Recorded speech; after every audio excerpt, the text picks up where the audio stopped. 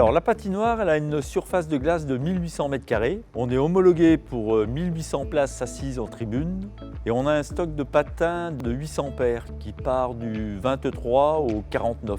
Tout le monde peut venir à la patinoire, on a une luge qui est dédiée pour les PMR et puis on a des chaises et des pingouins de guidage pour les personnes qui sont un peu plus en difficulté sur les patins. On propose forcément de la location de patins pour tout public. Et il y a également de la danse sur glace, du hockey et puis du curling.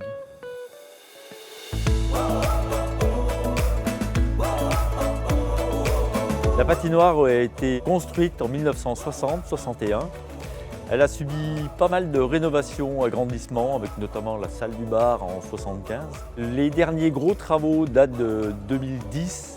On a refait toute l'enveloppe de la patinoire, le transformateur, la lumière, la sono, le panneau du hockey, le toit, les panneaux photovoltaïques qui ont été installés sur le toit pour 1200 m². Ça représente quand même la consommation de 35 logements. Et puis par exemple aussi, toujours à la patinoire, eh bien, on a une pompe à chaleur qui fait qu'on transforme les calories qui sont produites par le système de refroidissement pour justement chauffer les vestiaires, l'eau chaude, etc.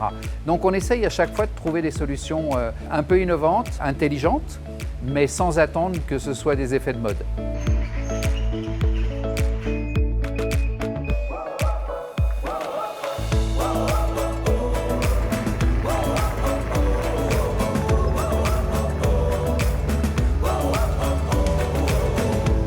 Le fonctionnement d'une patinoire, c'est comme un gros frigo. On a des compresseurs qui fabriquent du froid qui est transmis sous la dalle avec un échange entre l'ammoniac et l'eau glycolée qui passe dans les tuyaux sous la piste. On a 22 km de tuyaux sous la piste pour produire la glace.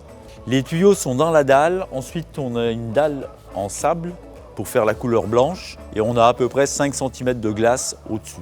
On a une surfaceuse donc, qui est passée à peu près 6 voire 7 fois par jour. C'est un principe qui rabote et ramasse la neige. Et puis à l'arrière, on remet de l'eau pour refaire la glace.